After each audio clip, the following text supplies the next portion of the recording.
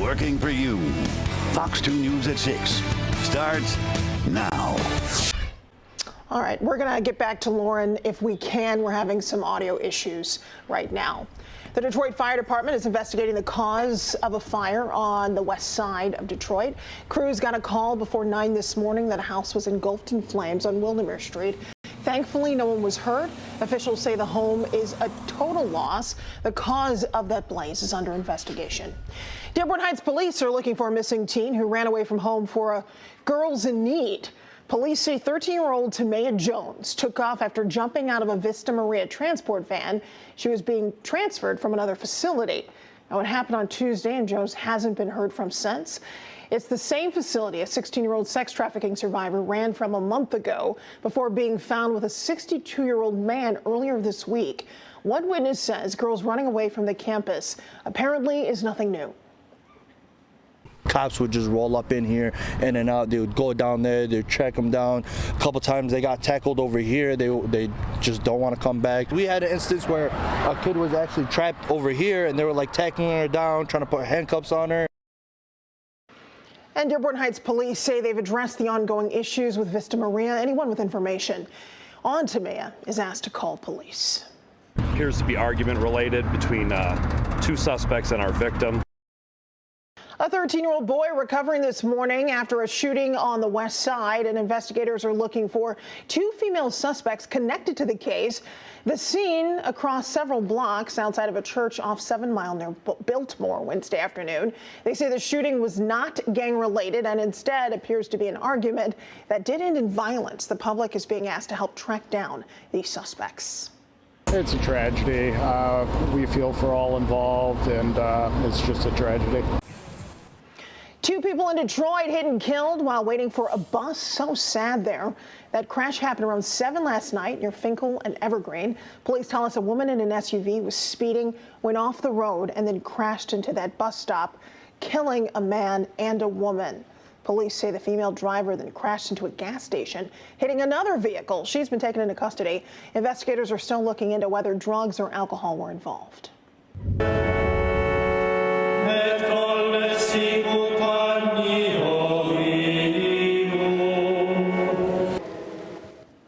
Pope Francis has now been laid to rest. An estimated 250,000 people filled St. Peter's Square in Rome to pay their last respects.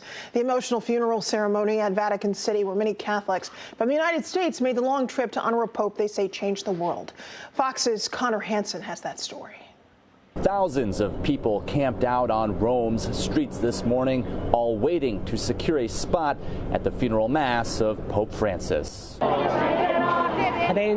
Yes, we are willing to stay here all night sleeping in the streets. Royalty, prime ministers, and presidents from around the world are at the Vatican paying their last respects to the late Pope, including President Donald Trump and First Lady Melania Trump. Trump arrived in Rome early Friday evening, the first foreign trip of his second term. Italy has ramped up security with more than 2,000 Italian police officers deployed in the Vatican area, as both local and international mourners pour into St. Peter's Square. It is very meaningful and important. This Pope, he opened up the church to accept LGBT, the marginalized and the poor people. Officials estimate more than 200,000 people are attending the funeral. I can hardly stand up, but this is incredible. This is the chance of a lifetime to see this. Francis will be buried in a simple wooden coffin, a stark difference from his predecessors who were laid to rest in 3 interlocking caskets. 40 people from humble backgrounds will meet the Pope's casket at St. Mary Major Basilica as a final farewell and reflection of Francis's character. Attendees at the private burial are expected to include sex trafficking victims and prisoners, each holding a white rose for the late Pope Francis. In Rome, Connor Hansen, Fox News. Well, today's been a much cooler day. It's also been very breezy, too, with that cold front finally moving its way through. It's ushered in a northwesterly breeze, so that's funneling in that cooler air. We're anywhere between 5 to 10 degrees colder than this time yesterday. But you notice quick warm-up areas out near Wisconsin and even out near Iowa already seeing that temperature boost between 5 to 10 degrees. And we're in store for that as we head through the day tomorrow. Mid-50s right now, 50 degrees up near Bad Axe, low 60s out near Grand Rapids. So western parts of the state, maybe just a little bit milder.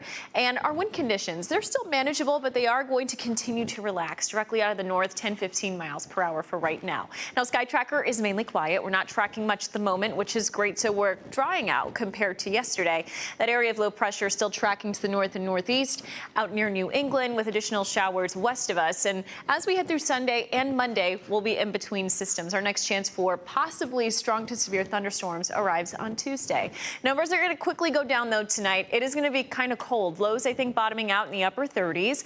We'll see decreasing cloud cover, overall a dry day. And as we head into tomorrow, we have the Tigers game. First pitch at around 1:40. Temps will be at about 62 degrees. It'll be feeling nice. We'll see a bit more sunshine. We're already starting to see a little bit of that right now. 66 tomorrow. We're in the low 70s by Monday. By Tuesday, upper 70s to near 80. But there's that next chance for maybe a few storm chances to pop. And as of right now, the Storm Prediction Center still has us underneath that risk as we head through Tuesday. So we'll keep you updated here, of course, at the Fox 2 weather office. Otherwise, most of us over the next couple of days will see temperatures right behind that cold front in the 60s with our next chance of rain Tuesday, Wednesday, and into Thursday. Hilary. All right, thanks so much, Stephanie. New at 6, there's an effort in Congress to improve mental health care for pilots and air traffic controllers. Aviators and controllers are often docked for an extended period of time if they report mental health struggles. Fox's Chad Pergram has more on how lawmakers want to make a change. The bipartisan plan would reduce barriers to mental health assistance. In today's age, we have to remove the stigma of mental health. Aviation professionals fear putting their careers in jeopardy if they speak up about how they're feeling or need help. For pilots and controllers, we can't talk to anybody about that. If we do, there are massive repercussions to talking to people about that. Doctors say the skies could be safer if aviators and controllers had better access to care. They're afraid it'll be misperceived by somebody and maybe end up in some HR office somewhere. Mental health concerns are now at the forefront of the aviation industry, following a spate of high-profile incidents, ranging from a crash in Toronto to this winter's disaster when a plane and Army helicopter collided and plunged into the Potomac. I think we've been spoiled by how few air crashes and how safe air travel has become that we just assume that this is, a pretty easy job. Kasten sprung into action after he heard from 2 families in his district who lost loved ones to suicide.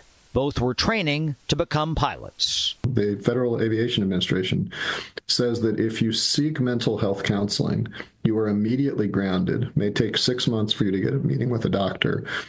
Some longer period of time for you to get cleared. The Department of Transportation declined comment for this story, but the FAA encourages pilots to seek care. Sponsors of the legislation say psychological well-being could make the already statistically safe industry even safer. When you have a healthy pilot, I think you have a healthy situation in the cockpit. One bill would modernize mental health and aviation medical clearances within 2 years. The other bill requires the FAA to update a list of approved medications for pilots.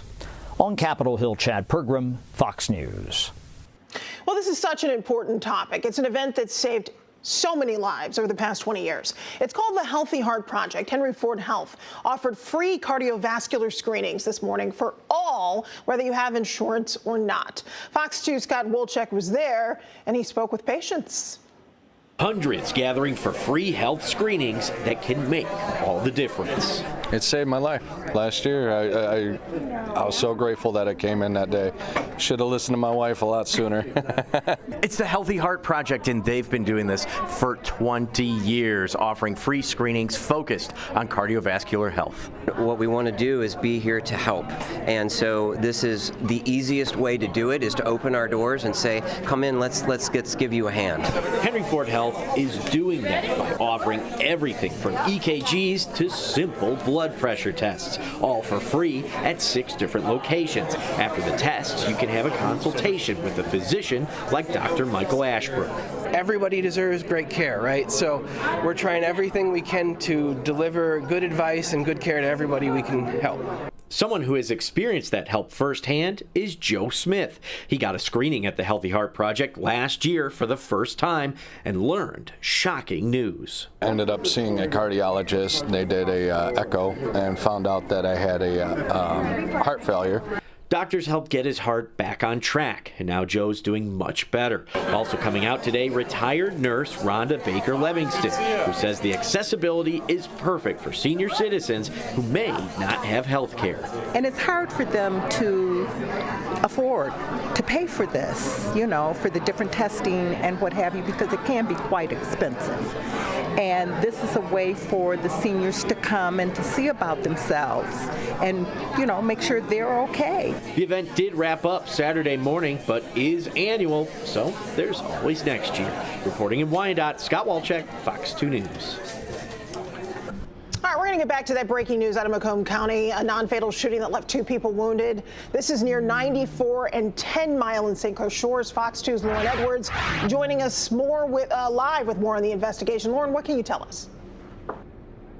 Good evening, Hilary. What I can tell you is that we just left over from St. Clair Shores where that non-fatal shooting happened, and I can tell you that the investigation is ongoing. But take a look at the scene from earlier. Michigan State Police blocking off eastbound lanes on I-94 for hours this afternoon. MSP says around 12:55 p.m. on the eastbound lanes near 10 Mile, 2 vehicles were shooting at each other while driving on the freeway. One vehicle, a black Chevrolet Malibu, the other one, a silver vehicle. Police say the Chevrolet rear-ended a GMC Acadia. The silver vehicle then continued driving east. Both the Chevrolet and the GMC pulled over on the shoulder. Police say one of the people in the Chevrolet had a pistol and threw it before returning to the vehicle. First responders were immediately on scene, taking 2 people in the Chevrolet to the hospital. Now, as I said, this investigation is ongoing, and those 2 people were taken to the hospital. We do not have an update right now as to their status in the hospital, but police and detectives and Michigan State Police are going to continue to look at this, and we're going to continue to stay on this case and give you guys updates as we get them. I'm Lauren Edwards, Fox 2 News. Yeah, Lauren, sadly, so many of us have had to cover these freeway shootings far too often. It seems like the advice from Michigan State Police has been so consistent. Never let your road rage get out of control, certainly to escalate to this point. You know, and that's one of the questions I hope to answer. Was this a case of road rage? I know I've covered these stories in the past, in the recent past, and it was road rage. That's what it seems to be, and one of the vehicles getting away. But again, all questions that need to be answered by police.